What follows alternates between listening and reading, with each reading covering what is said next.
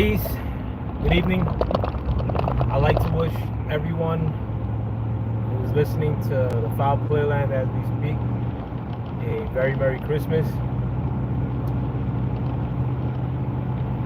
I'd also like to say that I'm going to be doing this live stream. My ability to answer questions is going to be a little bit tough because I'm in the whip driving a long distance as we speak. But I'm going to try to navigate what I got going on. I hope you guys had a wonderful Christmas, whether you agree with me or not, whether you dislike me or not. You know, I wish peace, prosperity to everybody. Lover, hater, you name it. Mark Nash, my brother, thankfully I saw your comment. Happy holidays, my brother, and Merry Christmas to you and yours, to your family. But to everybody who's listening to my live stream now or later on, wish everybody nothing but the best. Wish nothing to everybody but prosperity and no drama with your fams, with your friends, whoever.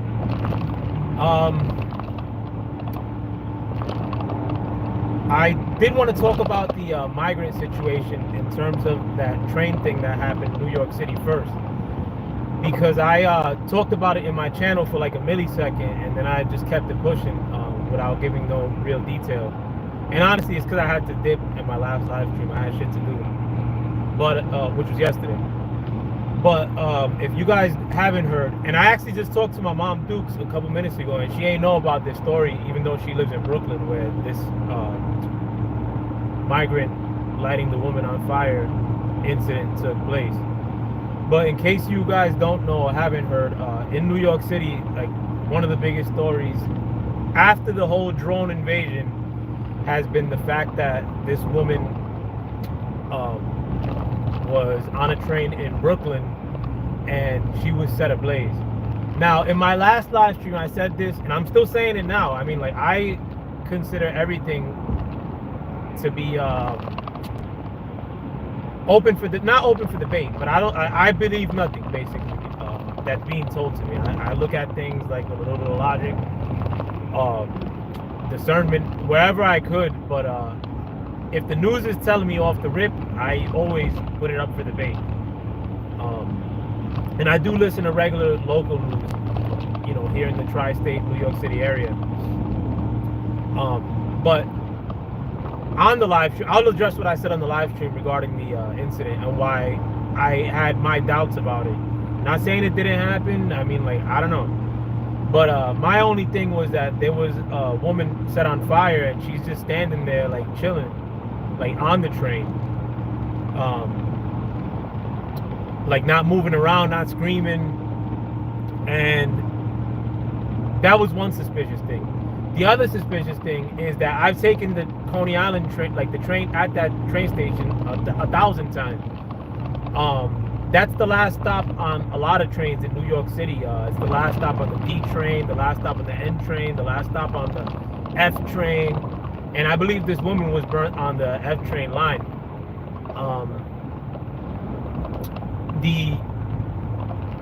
That train station, since it's the last stop, they basically, every time you'll roll up on it, like, and this is like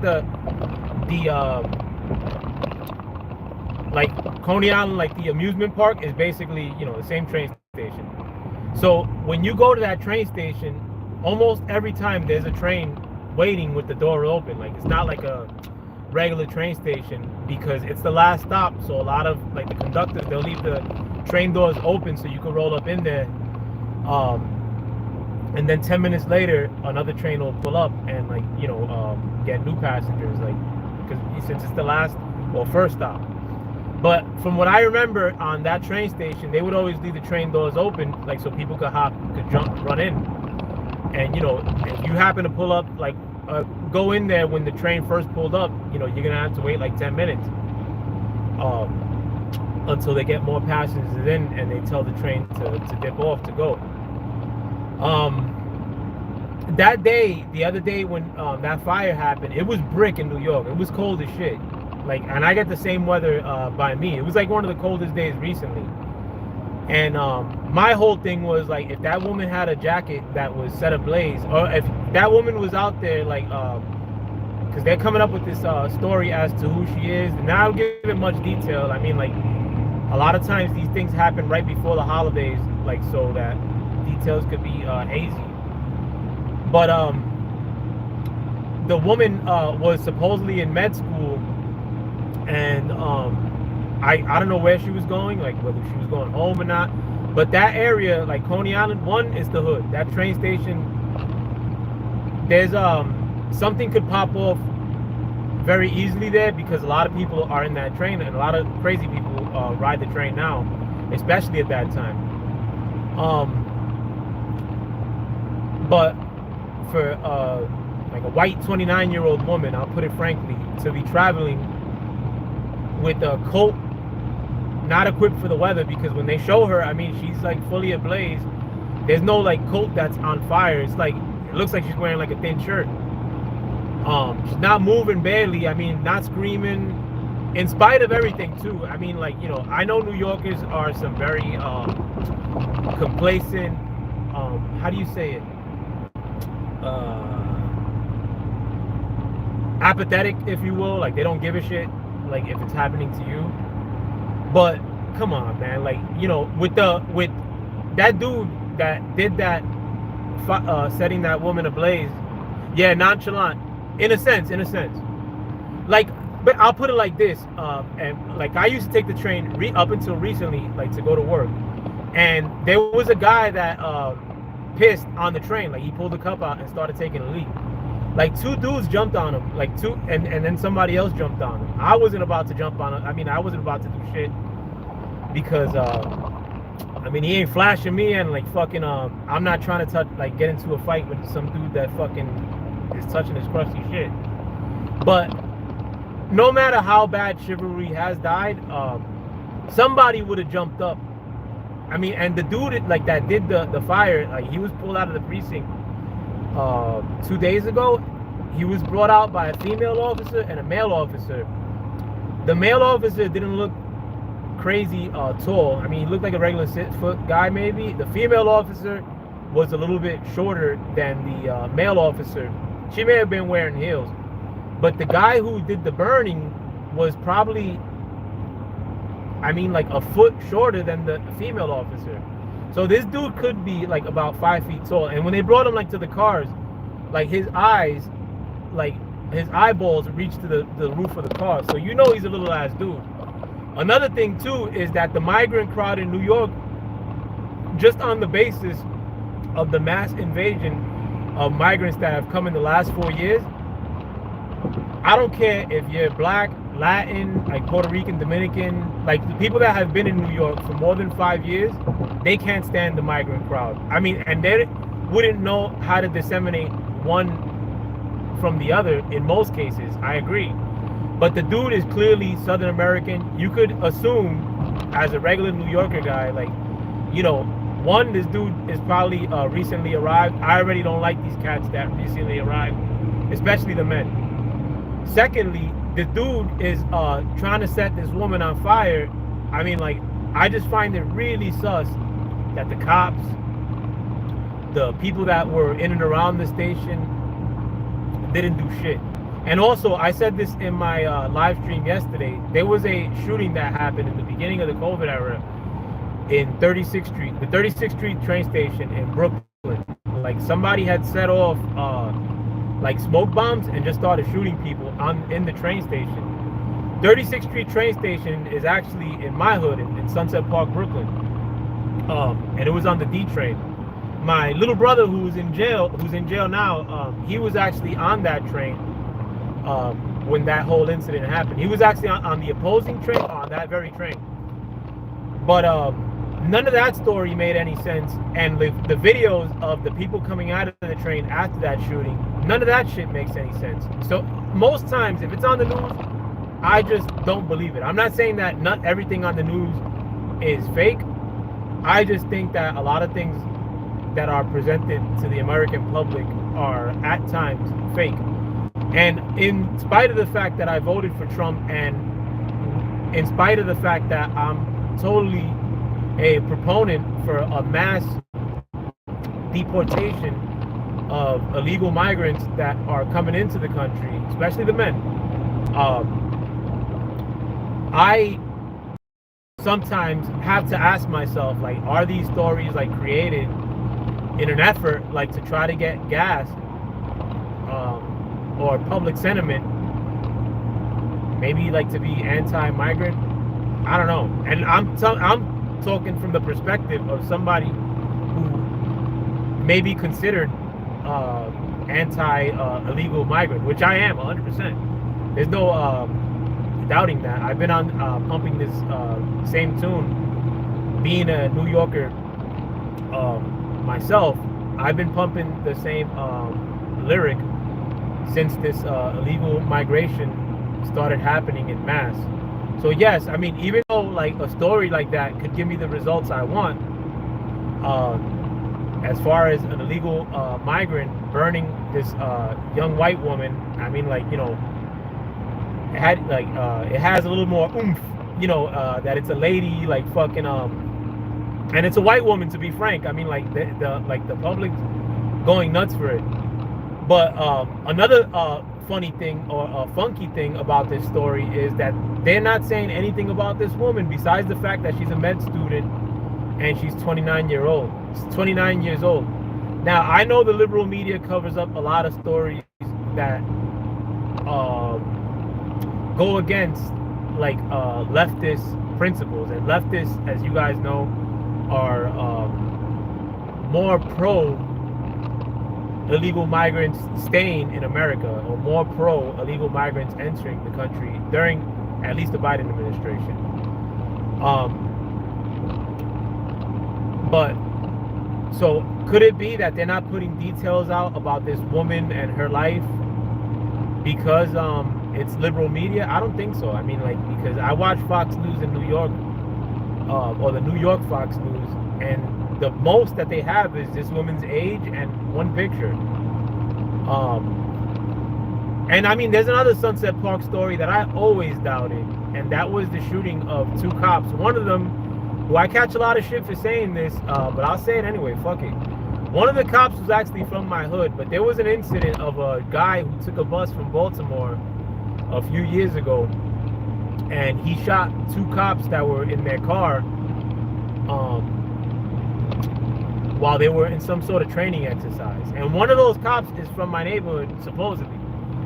I mean, I never knew of the guy, met the guy. I'm not saying I know everybody in my neighborhood, but I know a lot of motherfuckers like in Sunset Park, Brooklyn.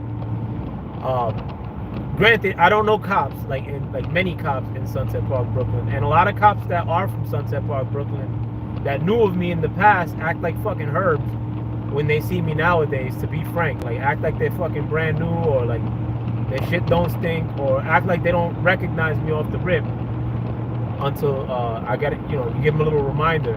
Like, but I'm not, I'm not gonna say I'm not anti-cop, like, fucking. But in spite of that, though, I didn't have that sentiment just because I doubt every story, like with the Baltimore shooting. I doubted it because of the time frame of how they map things out. Like, that guy caught a bus from Baltimore, drove to New York, pretty much like knew exactly where cops were gonna be, like, you know, and this was all done in a span, like in a very short time window, and it just didn't add up to me. And I like to catch these stories like when they happen first, so that the powers that be can try to fill in the gaps and make shit up after the fact. Another story that was like that, I mean, I don't want to get my channel kiboshed, because I know a guy by the name, whose initials are AJ, who's a big conservative streamer, if you will, or a big far-right speaker, who got censored by the name of AJ, or his initials being AJ. He got censored largely because he doubted a shooting.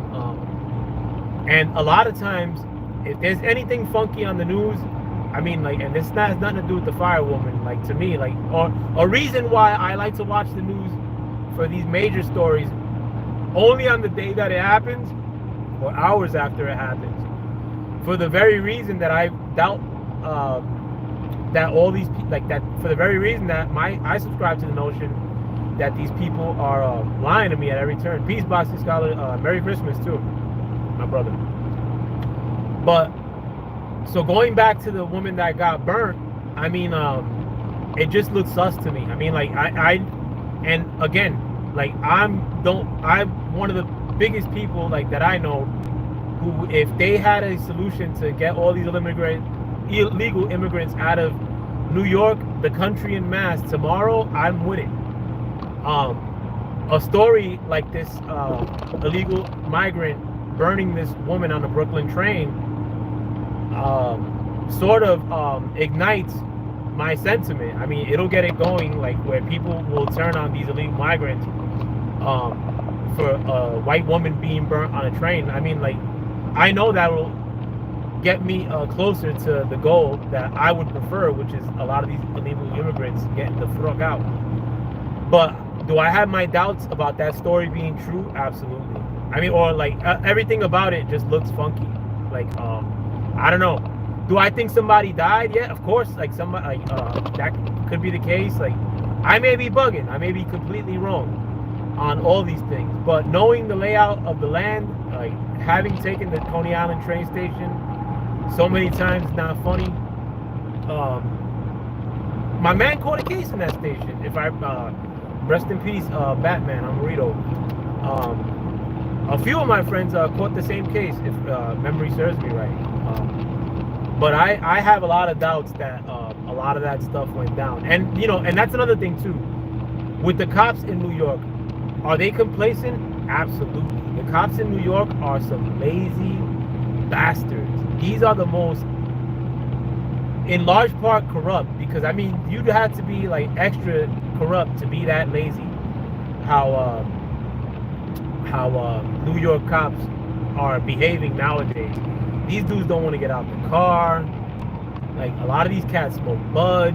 I mean, like, you know, and to each his own. But they're just pieces of shit. Like, involved with corruption. Not the top brass only. I mean, like, there's a lot of stories that are breaking out about the hierarchy of the New York City police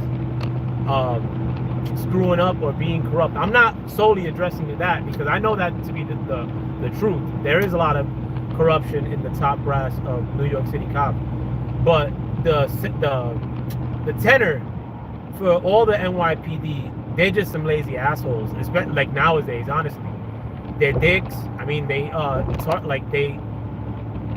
they see illegal migrants driving cars. They don't stop them, getting into accidents. They'll let them go, but let you be driving with no seatbelt, and the NYPD is all over that ass. And, like, you know, giving you tickets, and these tickets will fuck up your holiday. Like a driving infraction in New York, that's $300. You know, like $200 for double parking, if not more. And they don't stop doing that shit. They don't stop ticketing people. As far as stopping crime, like, nah, they're not on that time either.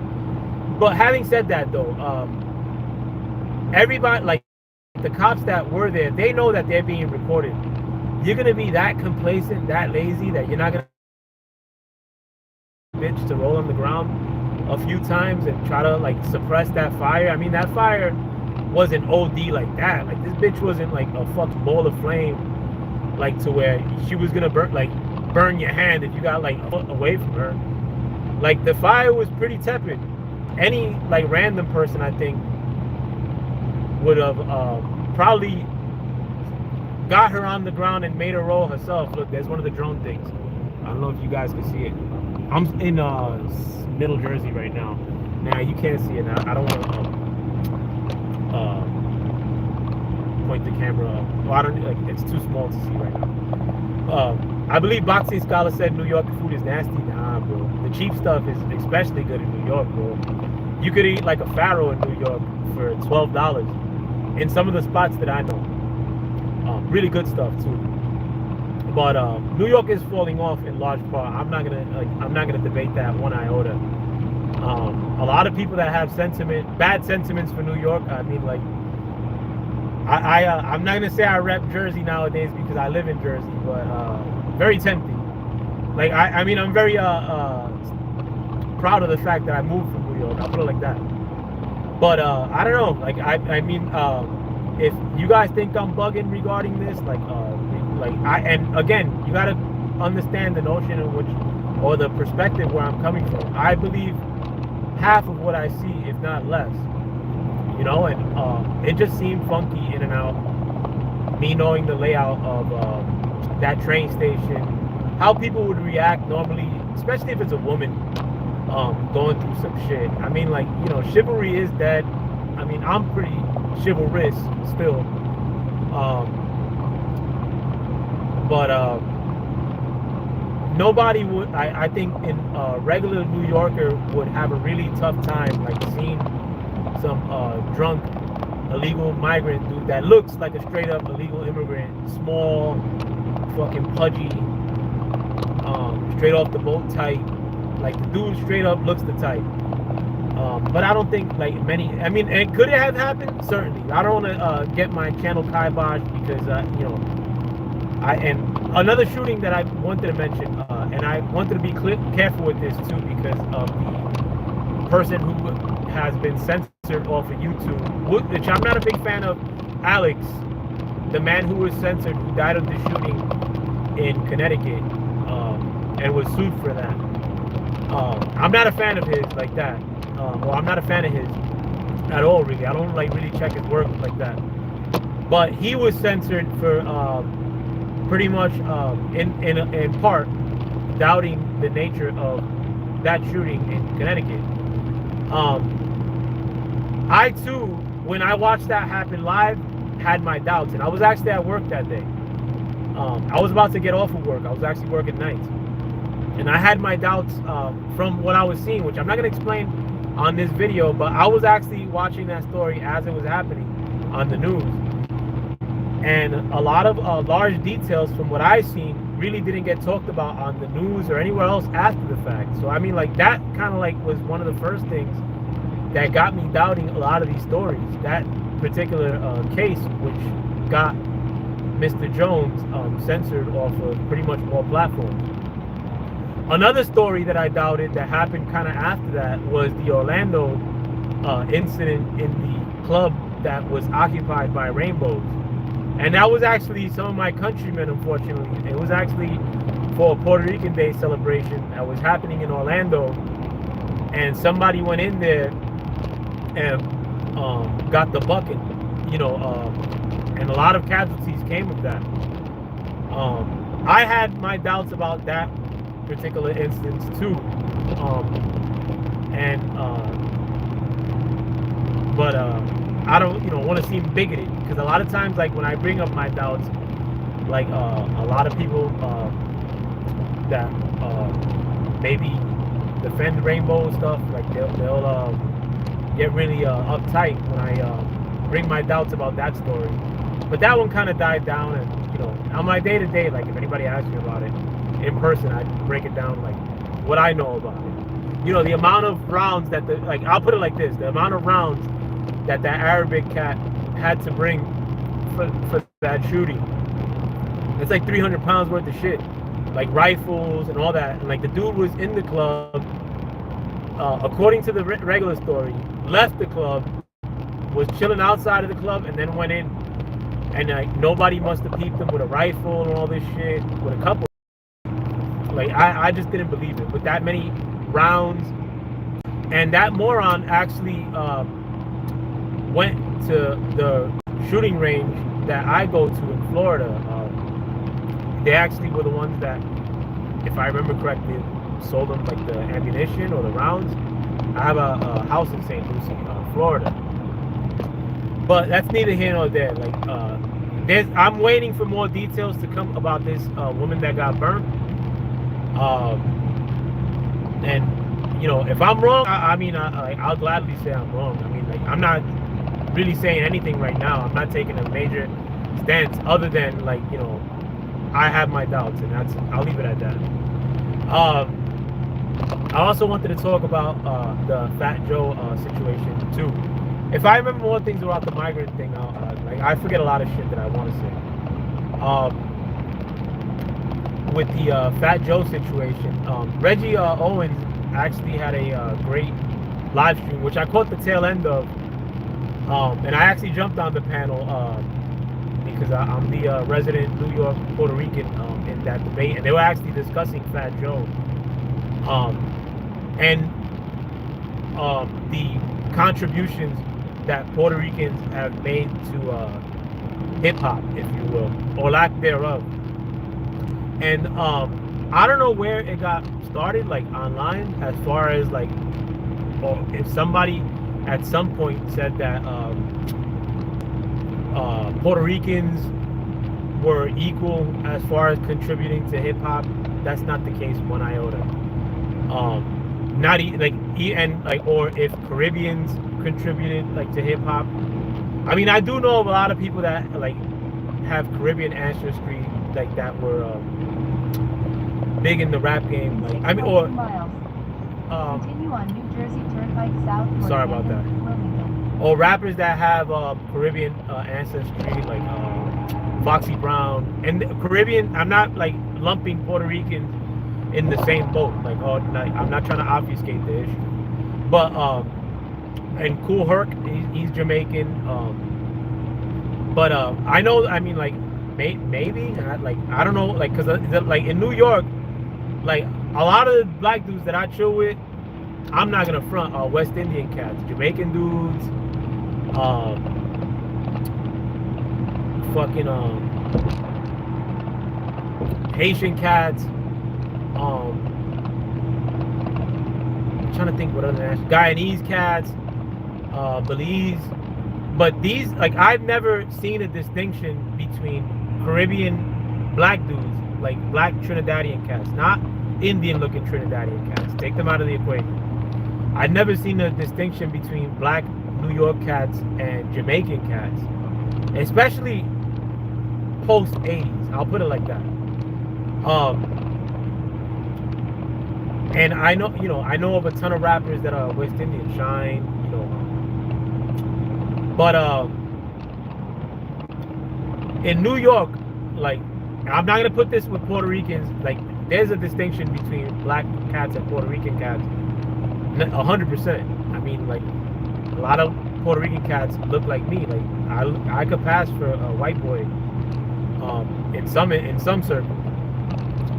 But and like my brother, my older brother Carmelo, fucking black as shit. He's like as dark as Reggie Owens. But there's definitely a distinction between New York black cats and New York Puerto Rican cats. Is there a rivalry that I've seen in my life? Absolutely not. I mean, honestly, from what I've seen, Puerto Ricans banging on each other since I was a kid. Black cats banging out with, and sometimes, I mean, like, there's skirmishes with black cats, but they ain't on no race shit like that. I mean, Latin kings have beef with Bloods. Like, I mean, like, that's the biggest that I've seen as far as Latin rivalry against, like on the streets, basically. And I'm from the gang life myself. Like, I'm not saying that I only see things through that lens either. Not one bit, bro. The gang shit is played out. That shit's corny as fuck. But were there rivalries like that I've seen like outright happening all the time, like between like Puerto Ricans and black dudes? I mean, like coming up, I mean, like would Puerto Ricans like some Puerto Ricans like would get on racist shit that I know of or that I've seen? Absolutely. I mean, like, everybody has a bit of racism in them. Like fucking like people just gotta stop fronting. Like, like racism exists everywhere, bro. Like fucking so have I seen like Puerto Rican cats like talk shit about black people on the basis of that they're black? Absolutely. I mean, like that. I mean, have I seen black cats like rag on Puerto Ricans? You bet. I mean, like, my black friends will rag on like Puerto Ricans, or will mention shit like, oh, like about times that they've been racist racisted upon, if that's the term. It's not. But it ain't no shit where it's like fucking creeps into everything, like nah. But if a Puerto Rican dude made it seem, which I don't know if this is the case, because I'm not up on YouTube like that or on the internet. Most things that happen like in the gossip world, the hip hop world, I give two shits about. Use the left 3 lanes to continue on New Jersey Turnpike south. I gotta turn off this fucking GPS, man. This shit's kind of blocking. Watch out, vehicle on shoulder ahead. But if there was a Puerto Rican cat, whether that be Fat Joe or anybody, who made it seem like Puerto Ricans have a 50-50 contribution in hip hop, absolutely not. I mean, MCing particularly. If Puerto Ricans are like a 5% represented in hip hop, that's a lot, bro, because there aren't many Puerto Rican rappers. I guarantee you, without even looking at the stats, that there's more Jamaican rappers than there are Puerto Rican rappers. And there's not a ton of Jamaican rappers. I guarantee you for a fact that there's probably more. Continue on New Jersey Turnpike south toward Camden. Or just as many, maybe, Haitian rappers as they are fucking Puerto Rican rappers. Like, historically active, you name it. Like, I mean, like, Puerto Rican MCs for 40 minutes to New are Jersey Turnpike south Toll Plaza, sort of a rarity. And I've now, like that I'm older, have subscribed to the notion that maybe the presence of Fat Joe has not allowed another Puerto Rican to come into the rap game outside of Big Pun, like, I mean, like, you know, and the few other rappers that like are Puerto Rican. Not to say that we need to make our way into the game. We demand like fucking RC at the hip hop table. But most Puerto Ricans like myself, like from New York, I mean, I grew up on solely hip hop, and I fucking can't stand hip hop nowadays. But the first music I ever loved at 5 years old was hip hop. 80s music a little bit, yeah, but hip hop was the shit. I mean, and most Puerto Ricans I knew were in the same boat as me. Like, I mean, I speak Spanish, but a lot of Puerto Ricans in New York don't. And the first music we loved was hip hop. Actually, I'm not gonna front on that. Like, a lot of Puerto Rican dudes were like up on 80s music. My brothers, like, I have 4 older brothers, and they introduced me to hip hop early. Like, they would record Kiss FM, fucking Red Alert, like, shows on tape, and I would, like, that was my shit, bro. Like, fucking Houdini, Fat Boys, Run DMC, Curtis Blow. I mean, like, I pretty much like started like listening to hip hop at the beginning of one of the golden eras, like at the end of like the costume rap, like where, like, you know, fucking Grandmaster, like Furious 5, like those dudes used to dress up like all crazy, looking like the village people. Like, when that stuff started like dying out, like Curtis Blow, like fucking being like a kind of like a commercial rapper, or Houdini, like kind of making songs that were that took over the summer. You know what I'm saying? Like, where you would hear it all the time in New York. Like, I came up in the beginning of that era. Well, that's when I first started liking rap, and that's early. I mean, like,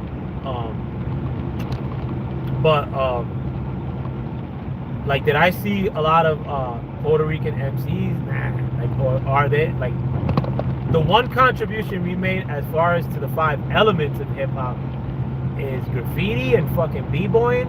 But I mean, come on, like, no dude from the South that listens to rap gives 2-3 shit, like, one shit about like the 5 elements of hip hop, like, for the most part. Like, nobody gives a shit about graffiti outside of New York, like, in mass like that.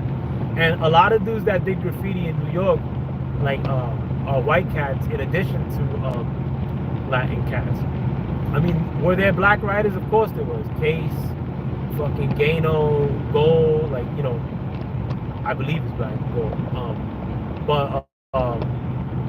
Like, that wasn't like their thing like that. It was more like a Puerto Rican and white thing. And the white cats that did graffiti, a lot of them didn't listen to rap. So I mean, like, the whole 5 elements, yes, I do respect all 5 elements of hip-hop, which are DJing, graffiti, MCing, b-boying, and there's another one, I don't know what the fuck it is. But Are they just as important or anywhere near important as MC? Not even close. MCing is what's widely recognized as the most important shit in rap. Fat Joe is a bad MC at a surface. I've never liked Fat Joe's work. Flo Joe, like since the Flo Joe days, to me it was just regular ass rap. Like it wasn't great.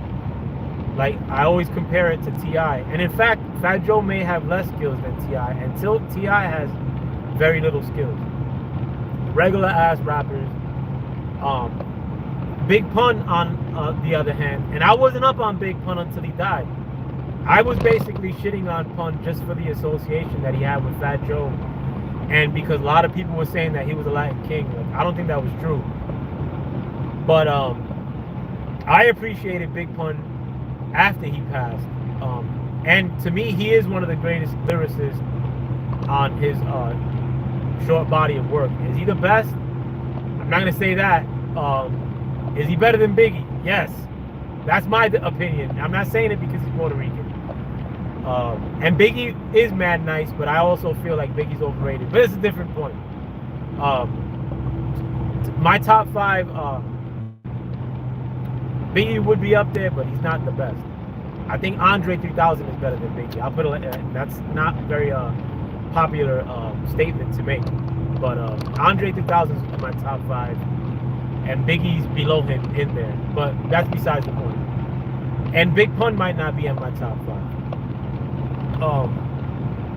However, going back to the Puerto Rican contribution, listen, like it's not almost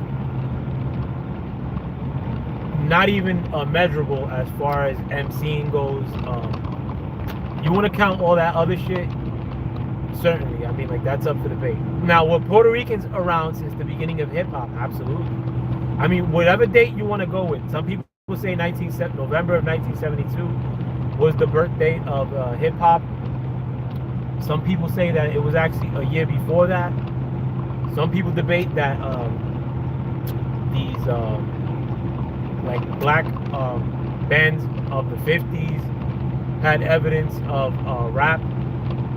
Some people say James Brown was the first rapper, and James Brown was one of the first rappers. But if you want to go as 71 being the birth date because of like the 5 elements, like with the breakdancing and fucking graffiti and all that other shit, were Puerto Ricans in and around Sedgwick and Cedar and the Bronx River Project, which is the birthplace of hip hop, or fucking in the Bronx, in and around all these hip hop events. Absolutely, come on, like that's bugged out to say that's not the case. And they brought it up, I believe, Blood Boxing on the panel that I was on this morning brought up the fact of Ruby Red, who was one of the rappers that was in Beach Street, if I remember correctly. I mean, he had the look of a Puerto Rican cat. Was I surprised to see a Puerto Rican cat in the movie Beach Street, which is one of the first rap movies? A terrible movie, also. Like, to be frank, all those initial rap movies back in the day, like to me, they were just really bad movies. But I like more serious movies. But were Puerto Ricans around when hip hop first came up? Absolutely. And I know a lot of these rappers are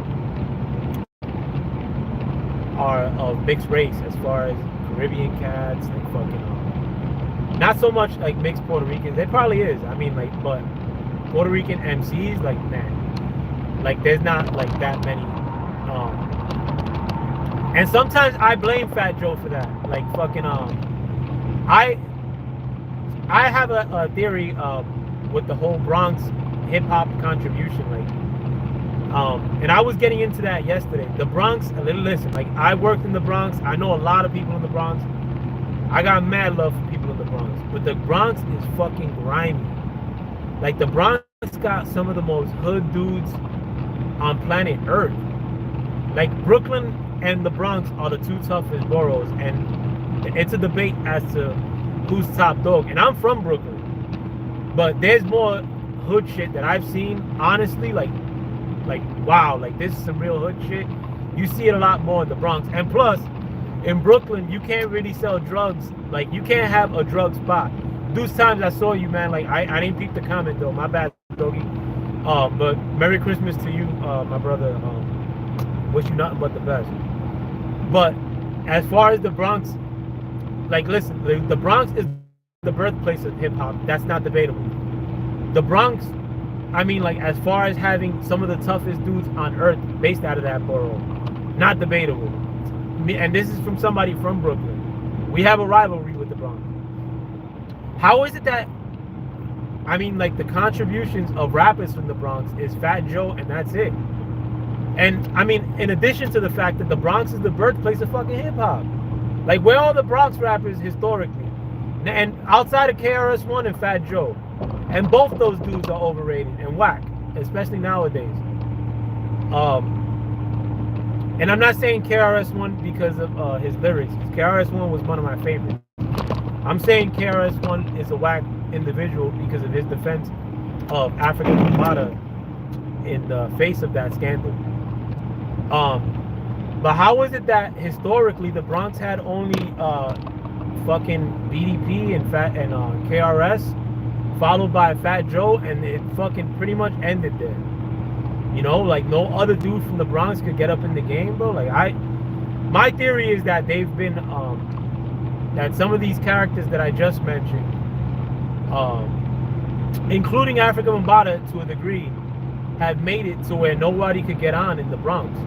And I mean, like, if I catch flack for that in New York, I mean, like, eat shit. Like, fucking, I know people that know Fat Joe.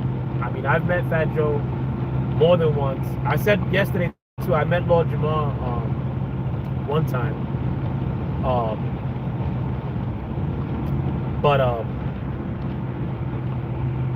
put it like this. The person that KRS-One was defending, Fat Joe, is, as far as Bambaataa goes, Fat Joe is in that circle too. Like, so I mean, like, I'm mentioning not so much KRS-One, but Fat Joe and Bambaataa. Like, I just never understood, like, or I always thought, like, what if these two dudes are the ones that are kind of like keeping everybody out or gatekeeping everybody out from the Bronx who should be in the mix as far as hip hop goes, you know? And I mean, like, you know, anybody from the Bronx, like, coming up in that environment could DMX the game. I mean, it's like the toughest fucking grind. Like, these dudes don't even dress up most of the time. They're just on some bullshit. Like, you can't really beef in the Bronx like that, or you can't take over a block in the Bronx without massive amounts of bloodshed. And I mean, like, these dudes beef this corner versus that corner, and the corners, like, are right across the street from each other.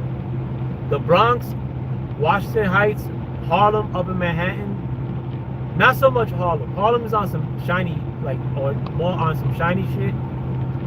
But Harlem dudes get down in a filthy fashion too, but nothing compared, like, to, like, how the Bronx gets down. The Bronx is just rough. I mean, like, and DMX came up in the Yonkers and the Bronx. The Bronx has a lot of dudes that will remind you of DMX when he was healthy. Like, that's how, like, pretty much they talk. They don't even get dressed up in nice clothes most times. Like, and, like, these dudes make money. Like, I mean, like, you have drug spots in the Bronx that are $50,000 per day, easy, on a weekday, all over the Bronx. But I mean, you never had a fucking drug dealer type dude come out of the Bronx and, like, fucking lay it down in the hip hop world.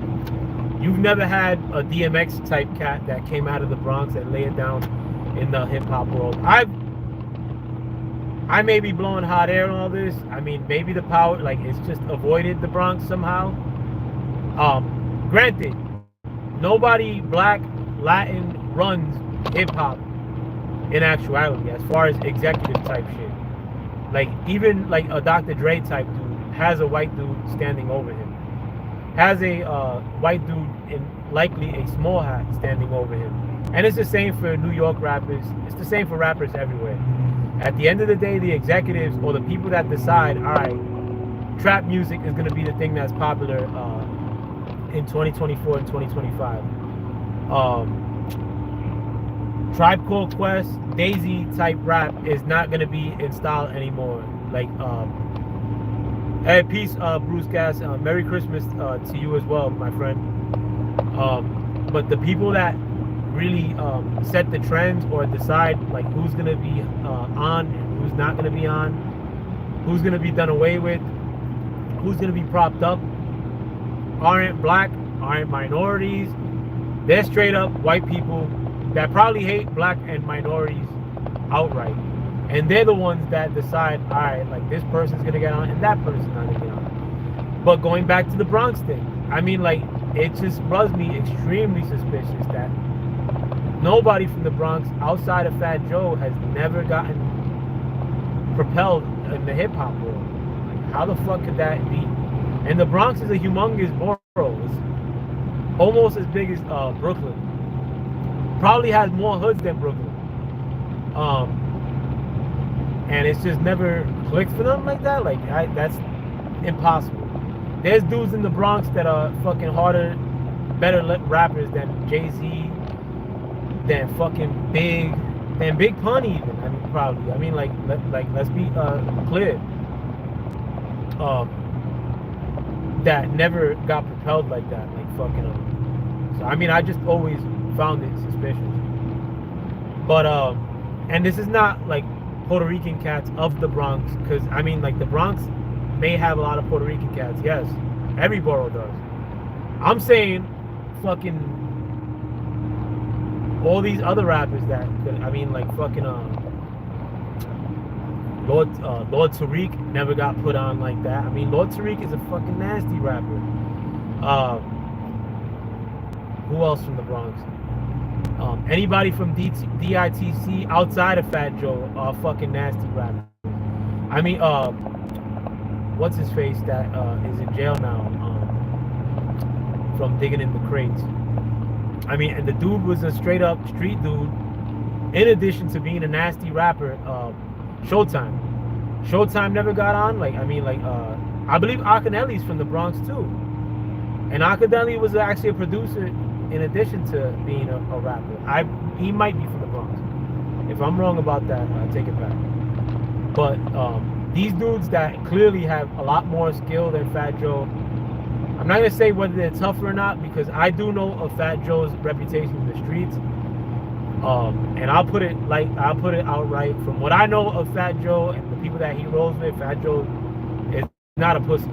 I mean, like, the dude runs with rough people. I've heard of him being a rough individual in the streets. And not from fucking YouTube, like, I mean, like, street shit. But I mean, Showtime is a fucking street legend. Like, I never saw a real push for pushing. And I'm drawing a blank with Bronx rappers because there aren't that many. Like, how the fuck is this even statistically possible? Like, you have fucking countless rappers from Queens. I mean, Queens ain't nowhere near as tough as the Bronx. You crazy, bro. Like, fucking Queens probably got like 3 hoods total. You know, fucking and I'm not shitting on Queens, bro. Like, I mean, my Jamaican dudes, fucking Queensbridge, 40 Worst Side, like fucking like, though, I mean, the illest projects in the world is Queensbridge, without a doubt. I mean, like, fucking just so I don't get my ass kicked if I go to Queens. Coney Island might be the second roughest project, but which is in Brooklyn. But Queensbridge is the illest project in the world. You can't go into Queensbridge at night. Impossible. I mean, unless you know people. But there's Queensbridge. I mean, Queensbridge alone might have more rappers than fucking the Bronx, if you think about it. I mean, like, Capone is from fucking Queensbridge. Nas. I think one of the dudes from Screwball is from Queensbridge. Fucking Lakey the Kid is from Queensbridge.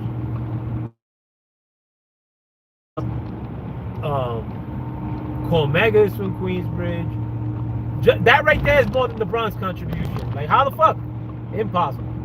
But is Fat Joe ambassador to all Puerto Ricans? I mean, Not to me, like fucking, and I'm not shitting on him too. I'm not like taking like shade at Fat Joe. And Fat Joe knows a lot of people from my neighborhood in itself. Like fucking, I mentioned one yesterday. Not trying to throw names out there. I don't got beef with these dudes like that. But I'm not gonna front either. You know what I'm saying? Like fucking, like, did I ever hear in an instance like anybody say, "Yo, put on that Fat Joe"? Like I want to listen to Fat Joe. Other than like those party songs, like I don't want to be a player. But no, that was fucking Big Pun and Joe. But I just never seen like a big fanfare over Fat Joe outside of the fact that he's Puerto Rican, like, and people big him up based on that. But even in New York, man, not many people are riding on him or riding for him just on that notion, like off the strength that he's Puerto Rican. Nah. Like fucking at least I don't. I'm not gonna give no credit for that. Everybody I fucking know is either Puerto Rican or black or Dominican. Like fucking but you ain't special. Damn, I fucking missed another comment again. Pardon self, my peoples too, because I'm driving and I wish there was a way where they could fucking just keep them up. But if you could, I think that was the boxing scholar. Drop that comment again, and I'll answer the question if you have it. Bruce was good. Oh, he's saying what up, Bruce, and to Bruce and Bruce Times. Now, another thing I wanted to discuss is the N-bomb utilized by Puerto Ricans. And I said this yesterday, and I'll say it again. I've used the N-bomb many a times, millions of times probably. I'm a New Yorker through and through though, and I'm from the hood. Like fucking, nobody in New York, unless like, I mean, I'm trying to think in Brooklyn. Not even people from like Bay Ridge or Bensonhurst, like white areas, like would frown upon somebody else utilizing that word. I mean, like, so long as it wasn't saying it in a negative connotation. So for instance, if I say that I'm a good person, I'll say that I'm an A1 N-bomb. Or if I said that fucking somebody was trying to jerk me on oh, I thought you said Sir High. Cliff, I thought you mentioned somebody else. Like, but if somebody would, oh, I see what you're saying. Is that a tip for the comments? If you have any suggestions for the comments, put it out there, bro. Now, I gotta stop and take a leak anyway, so I'm gonna try to adjust it no matter what. But up until I left New York, like, and in my travels, did I see like anybody have beef with it? And like a lot of time, like, you know, and it would be brothers in the South, like not so much like Atlanta, but when I've traveled to the Carolinas per se, where people frowned upon it, and things are changing rapidly. I mean, like, and I for one, I'm trying not to say it, like fucking I mean, at this stage, you know, I consider it almost like a curse word, or a swear word, if you will. And I can, and my son's 22 now, and my son is probably cursed in his whole life like twice. But I can't. I'd be a hypocrite and tell him like not to curse, and then fucking me myself am saying a word that is considered degenerate. So I'm not saying that I've like, it's probably been I'm gonna front weeks since I said it. I mean, not that I've said it and fucking go home like and like punch a wall and feel guilty if I've said it in a non-racist connotation, which I've done my whole life. But it's just how things are in New York. Now I know I've seen like online of like dudes in California that say it, but it's kind of like different though, like, because in New York, I mean, like, the people I grew up with by and large were black cats and Latin cats. Again, we all came up in hip-hop. I mean, we probably started saying the word a lot more. Honestly, I'm not gonna front, like, hip-hop didn't really, like, because when I first listened to hip-hop, like Fat Boys and Curtis Blow, they weren't saying the N-word like that. So I mean, it predated that, and it never was uttered like on some racist shit like that. I mean, in my circles, or like in the kids I seen coming up in New York in general. Like in New York in general, nobody would like front on you like for saying it in a non-racist connotation. You know what I'm saying? Like, oh, like these N-bombs over there are bugging, thinking that I'm gonna pay them fucking this amount of money. You know, like I don't know how to explain it, but I like in New York, it just feels like everybody's kind of like. And I did a business deal with a lady in Jersey who was from the Bronx, and this lady was old, bro. She was probably like, this happened during COVID. She was at least 60, cause and she mentioned her husband died and like of old age. He ain't died of no accident and shit. So fucking she had to be pushing 60. But and she wasn't even I think she was half Latin and half Jew. But she came up in the Bronx and she had like the heavy New York accent, like honestly how Latin people talk. And she said she grew up like in mostly around Puerto Ricans, but in the Bronx, I mean, like it's everybody. You grow up like, I mean, with everybody.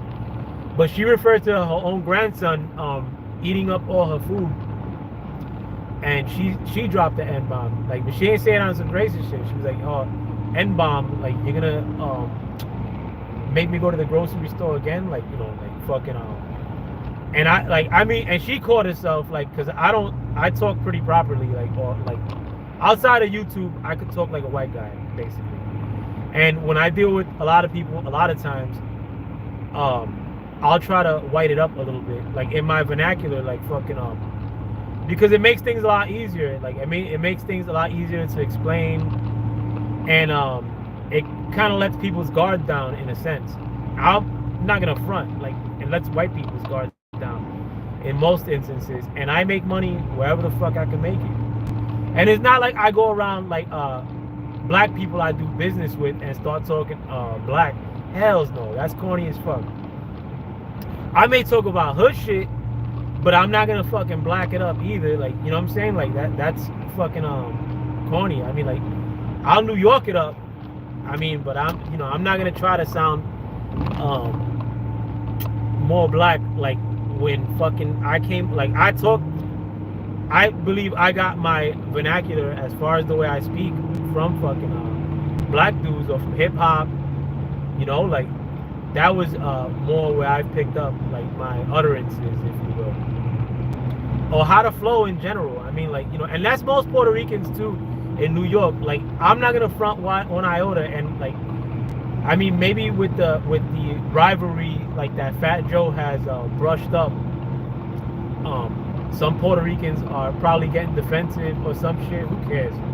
Fuck them. But they probably won't admit this, but we get our flow from black dudes, bro. I ain't gonna front one iota, bro. Like, everybody, a lot of the dudes I've looked up to, whether like celebrities, how they dress and whatnot, like fucking slang and what, like, I mean, a lot of it, like the flyer shit in New York, mind you, like, I mean, there's not that much distinction like between any minority group, but everybody gets their flow from like the black cats, like how we walk, how we dress. I mean, I'm a big polo fanatic. I mean, like, it was like, I ain't become a polo fanatic based off fucking seeing like ads with fucking ski slopes wearing polo, or because I would go to Midtown Manhattan and see, you know, white businessmen wearing polo. Nah, I saw my brothers stealing polo from Macy's and rocking it in the hood, just like the black cats were doing it in Crown Heights, in Sunset. You know what I'm saying? Like, but and it's not like, you know, they would be outright and saying, oh, I'm just dressing like fucking I'm dressing like black dudes. Nah, it's just, I mean, like a lot of times, like, the culture that they would emanate was fly in our, like, the way we looked at it, you know. And, you know, our parents got to New York in the 50s at earliest, but a lot of us, like Puerto Ricans, Like my dad got to New York in like 1980, but my dad would dress like a cornball. Like, you know, he would wear like ripped shorts, fucking basketball jersey with the Puerto Rican flag on it, high socks. You know, and a lot of Puerto Rican dudes were like that, like our fathers and shit like that, or the older people, like they didn't speak English good. So we would look at them like, you know, like you're less like us than these black dudes, because these black dudes speak English and you don't speak English. You speak English all fucked up. You know what I'm saying? Like there's so many nuances to explain, like, but as far as the nuance of it being a rivalry, nah. I mean, like, and is Fat Joe intending on setting one? Who the hell knows? I mean, like, fucking the FBA shit. Like maybe like throwing them in there in addition, like, and listing it as a group that he had a rivalry with. I don't know. Like, I mean, I'm not gonna refer to black people in America as FBA ever in my life. Like, I hate the fact that every couple of years, the only community in America that has a new terminology that switches up every couple of years is American black people. And I subscribe to the notion that most times that these new terms are brought up, that it's not black people coming up with it, or it's not pushed solely by black people. Like, it's pushed by the powers that be. Like, I believe that they're always trying to confuse the American black man. I believe they put billions, if not trillions, into keeping the American black man, or the quote-unquote American black man, thoroughly confused, you know, referring to himself as some new shit every couple of years.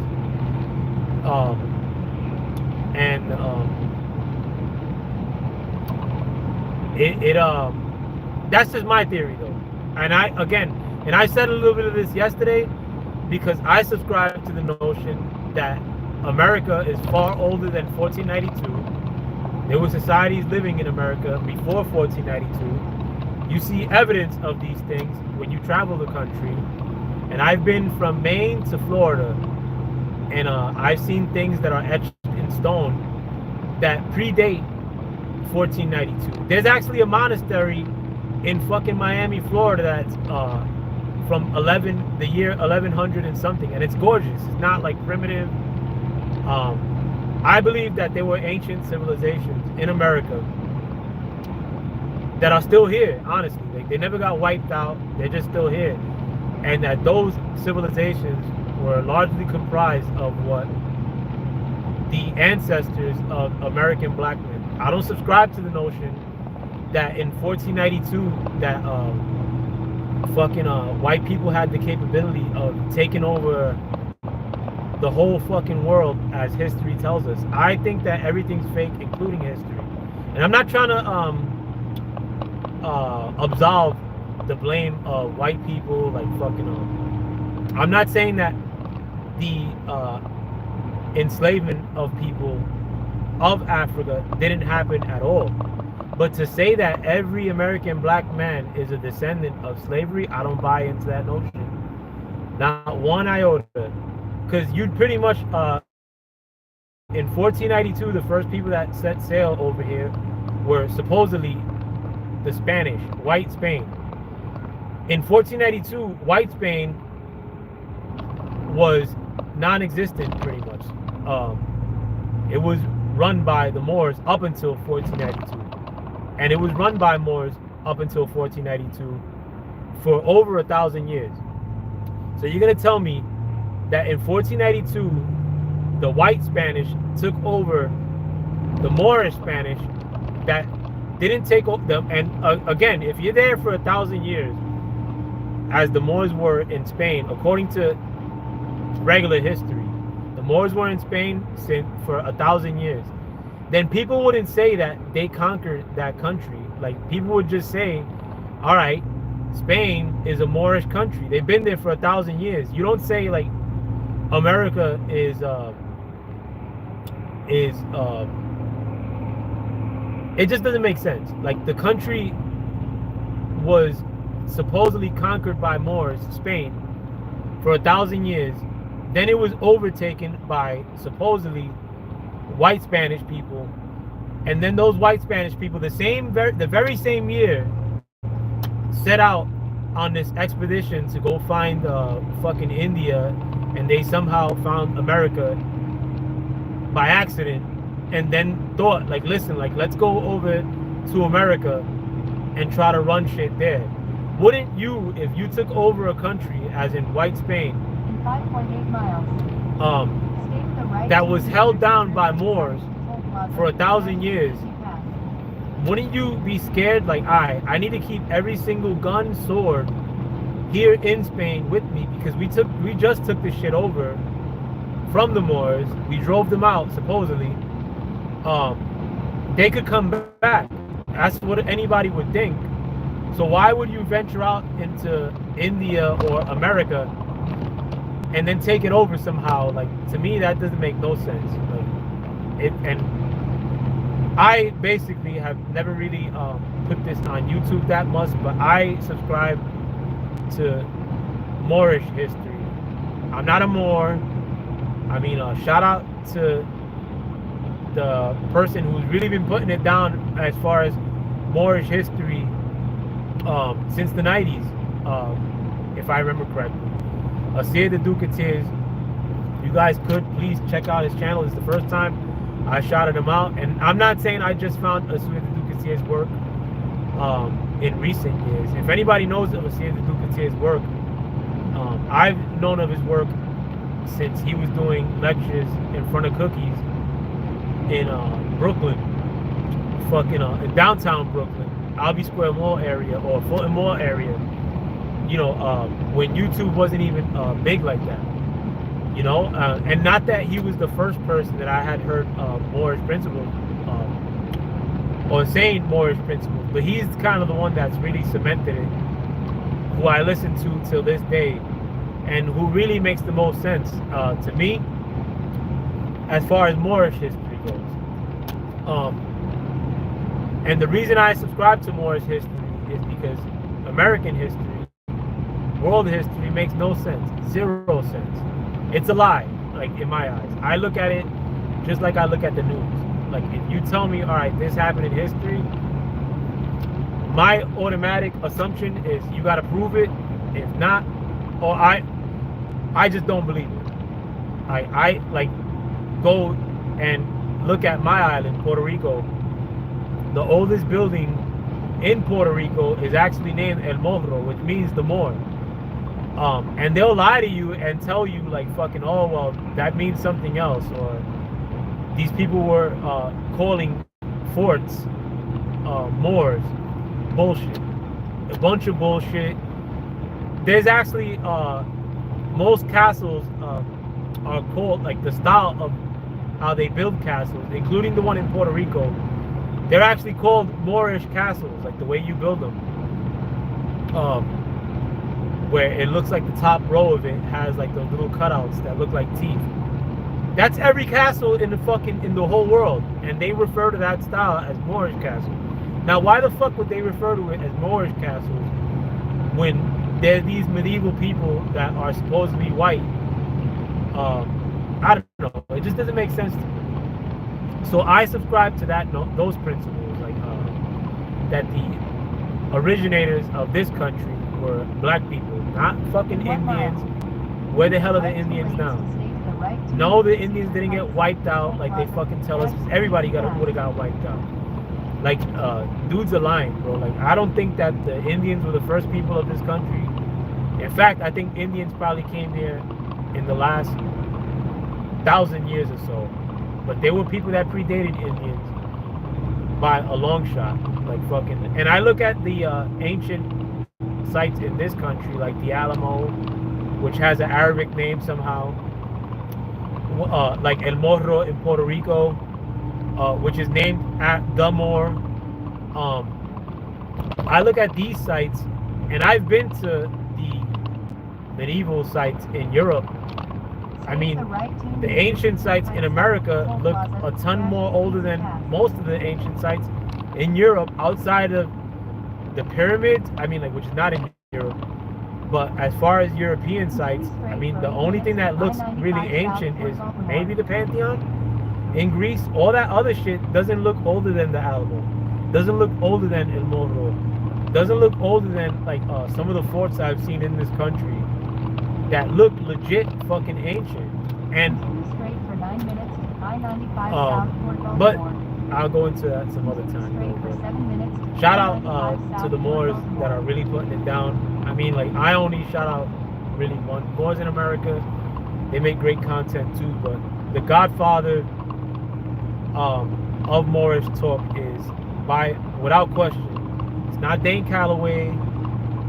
It's not these dudes that could only make content to hate on us here at the Duke of Tears.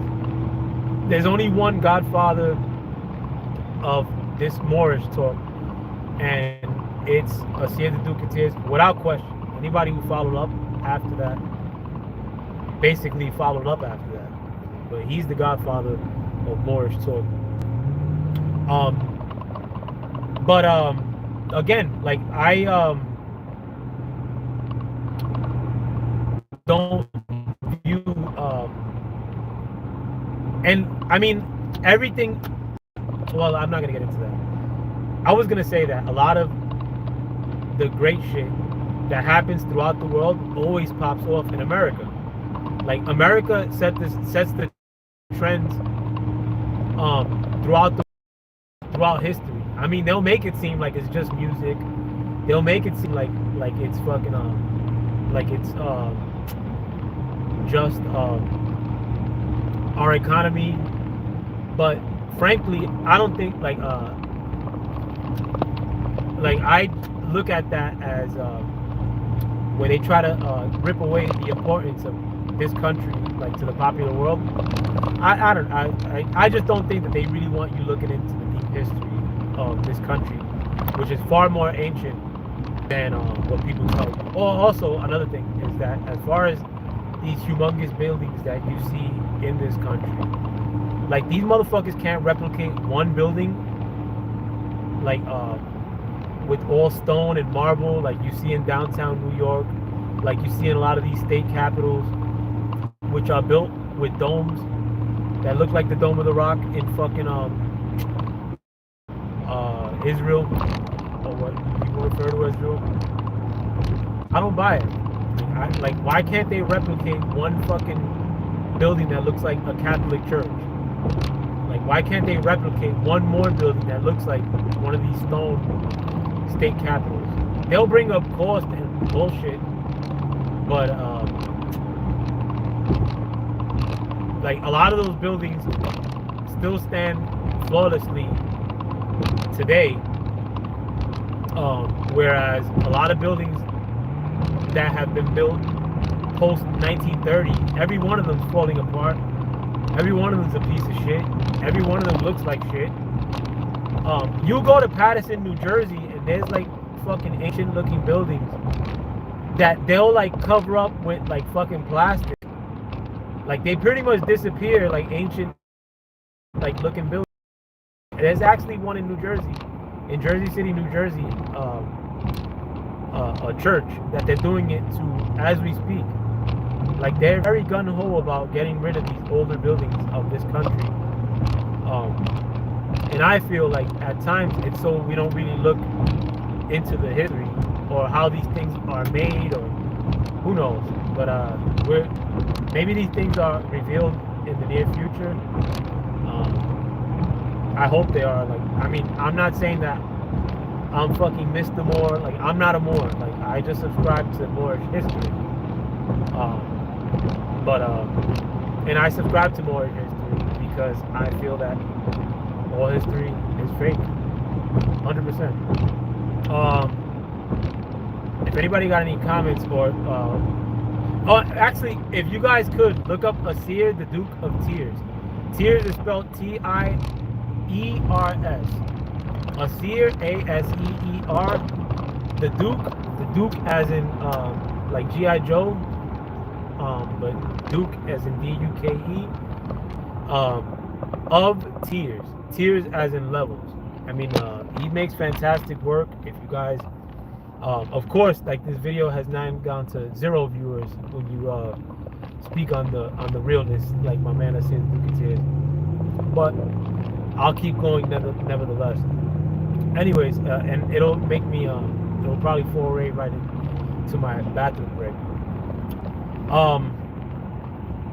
This dude is a clown, damn dogs. But this dude with the yellow fucking vehicle, man. But speak more so because it's happening in my hood.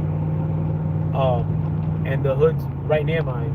I say hood, I live in the suburbs nowadays. But this drone or unidentified aerial vehicle, whatever the fuck you want to call it. I just seen two. One while I was making this video, and one while I was getting gas before I dipped off from my neighborhood. But in my neighborhood in New Jersey and all over New Jersey now, you're seeing reports of them everywhere. I mean, like there's like a 50% chance use the middle 2 lanes of you seeing one south toward Baltimore. In my neighborhood almost every time of the day. I mean, if you look out the window for 10 minutes, 15 minutes, you're likely to spot one. The thing of it is, though, is that these things look very much like helicopters. And you actually have heard, if you have been following the drone story in New Jersey, about what the powers that be are telling us the size of these things, and they're referring to them, as far as their size goes, as big as the size of an SUV. That these drones are about the size of an SUV. A SUV is about the size of a small helicopter. And the thing is that when these things are in the air, they look a lot like helicopters. Like they stay in one spot, like hovering like a helicopter would. They're about the size of a helicopter. The one thing I see that they do continue on I-95 south toward Baltimore more proficiently or better than a helicopter is, one, their ability to stay in the air for like 5 hours, like which I've seen in high wind without getting a refill of gas, none of that shit. But by and large, I mean, and I've seen these vehicles for months, 1,000 feet, thinking that they were helicopters. Because I mean, my neighborhood is not far from New Jersey, and when they have a helicopter in the air, you know, I always thought that maybe it's one of like police helicopter or some shit. But there are reports of a theory that I've heard put out there, and this is more conspiratorial, if you will, is that these things are a theory that I've heard, and I'll get to the drone thing in a minute, is that there's been more activity of unidentified things in the sky in general. I mean, you want to call it UFOs, sure. I'll be 100% candid. I've seen a lot of weird shit in my life. Things that I'm going to get into in this channel, like things that should not have been outer worldly shit. However, I've never seen a UFO in my entire life. I know of a lot of people that have seen them. In Jersey, there's a lot of people that have seen them. I know of somebody in Jersey that said he's seen one that was about the size of the Giant Stadium, and that the shit was making no noise. And it wasn't like really high up in the air. He said that he's seen it, that he could see the windows on the shit, and that it was about the size of a huge stadium, and that it made zero noise, and that it was there, and every car that was around him saw it, and in a flash that it was gone. Have I seen a UFO like that? No. Have I seen a UFO of any variety? No. Have I met a lot of people that have seen them? Yes. Now going back to the drone thing. The drone thing, they look like helicopters. A theory that I've heard put out there, which I could see something like this playing out, is that they're purposely sending lots of drones up into the air to obfuscate the activity or the supposed ramped up activity of other sky phenomenon that is showing up in the air. I don't know. I mean, you also hear that these things have the ability to a nuclear weapon. Who knows? I mean, thankfully, it's being talked about a whole hell of a lot. I mean, in New York, it was all that people were talking about up until that lady got burnt in the train station. But one good thing that I'm seeing is that nobody trusts the authority explanation as to what these drones or UAPs or whatever they call it. Everybody's, whether you're conservative, liberal, everybody's hearing the explanation of what these things could be and are pretty much saying, nah, I don't believe it. And that's fantastic. Sort of conservative by today's standards. But if you're a bleeding heart liberal and you suspect the powers that be, welcome to the party. You know, I think we could have used that discernment when it came to taking the jab and all this other shit, but I'm not going to rub people's face in it. All authorities should be questioned. Think of everybody as trying to run a lie on you, and they had to prove themselves before you believe them. That's how I look at things in 2025, and that's where we're heading into without pause. And the more you're suspicious of things, the better you'll be. Like, the lazier you are and accept these facts that are presented to you, I mean, the less you're going to think that you need to be out here thinking what's what and what's happening. And thankfully, a lot of Americans and a lot of people around the world have grown highly suspicious of the authorities or the authority. And to me, I mean, if there's any Christmas gift been given to Sir Foul Player of Brooklyn is to the gift of having riveting debates about these activities, and for it not to turn into some next shit, you know what I'm saying? Like, you know, or into these large debates. Like, everybody's starting off with the notion like, I don't believe nothing that they're telling me, and they're starting with that perspective. Damn, did I miss this? Okay, here it is. Yeah, I gotta take a peek. Every time I end up in this goddamn rest stop, fucking Maryland house. Can't stand this place. But I'm gonna cut the stream off short. I mean, not short. I mean, I covered everything I gotta cover. 600 feet. But I hope you guys, if I don't, I'm gonna come back before New Year's. But if I don't, I hope you guys have a wonderful New Year. Please subscribe to some of these brothers that have come through to my channel today, like Mark Nash, Deuce Times, my brother. Turn right.